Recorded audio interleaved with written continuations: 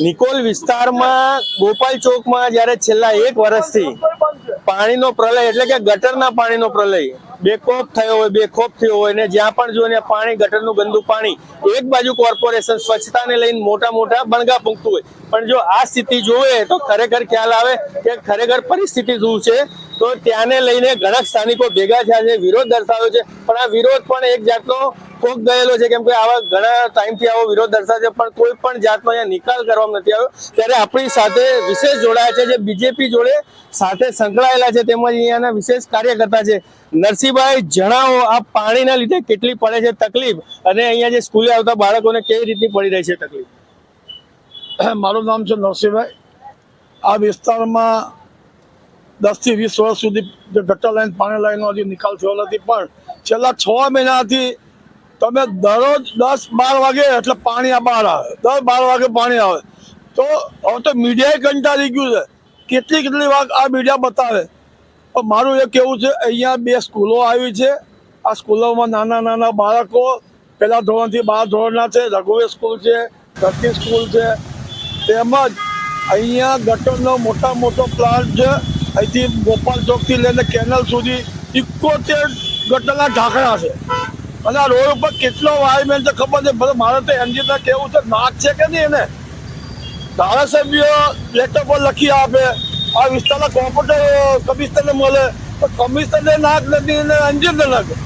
તો આ વિસ્તારની અંદર જ્યાં પાણી ભરાય છે 5 તારીખ સુધીમાં જો નિકાલ નહીં આવે તો આખો વિસ્તાર અમે ધર્મેશલક બંધ રાખશું અને પાણીની બોટલો લઈ જ્યાં કોર્પોરેશનના અધિકારીઓ છે એના ઉપર નાખશું અને કેસ થાય. પણ આનો નિકાલ તો લાવતા નહીં ગયા. આ ગંદુ પાણી છે, દો તો ખરા. તો તમે કોઈ બી કામ કરો, કેન્દ્રનું કામ કરો તો બધા વ્યવસ્થા કરો. તમે આપણા ક્યાં છો તો કેમ હંસાઈ ગયા છો? આ કોર્પોરેટર વિચાર ગાળો ખાઈ થાકી ગયા.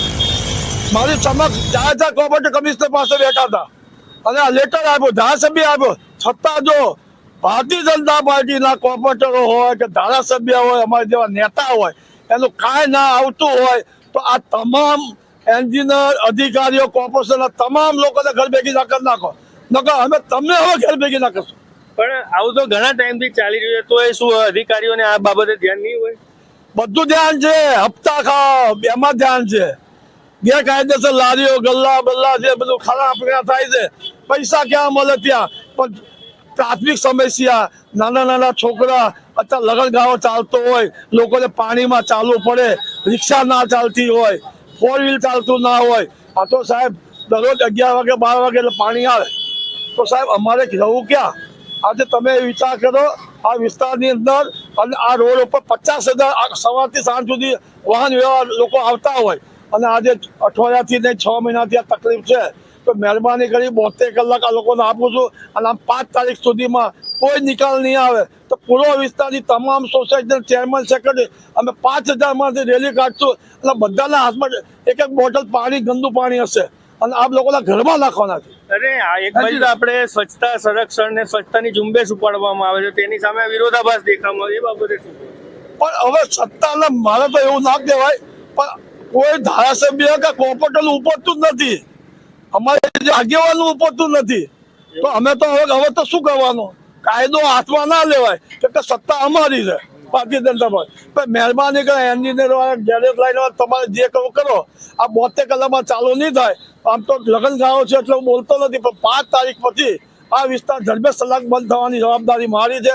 બધી સોસાયટી ફરી બધા લોકો બહાર નીકળી જવાના, કેમ કે આ ક્યાં સુધી સનું કરો? શાકભાજી લેવાનો રસ્તો બંધ, છોકરા ભણવા જવાનો રસ્તો બંધ, લોકોને કોઈ કામથી જવું રસ્તો બંધ, કોઈ રિક્ષાવાળા કે બેન્ડર રિક્ષાવાળા જવું તો રસ્તો બંધ. એ રોજી રોટી આપી શકતા છે, છીનવાનું કામ કરો. જે રીતે કે આક્રોશ ખૂબ જ છે, અનેક લોકો બોલીને પણ થાકી ગયા છે, પણ એકંદરે હકીકત એ છે કે આનો નિકાલ નથી આવતો. હવે જોવાનું તે રહ્યું કે આનો નિકાલ ક્યારે આવશે અને કોર્પોરેશન ક્યારે જાગશે, કે પછી એના વિસ્તારને આવી રીતે પાણીમાં ગરકાવ જ રહેશે અને આ સમસ્યા ભોગવવાની જ રહેશે એવું લાગી રહ્યું છે. તેજ નેત્ર ન્યૂઝ, અમદાવાદ.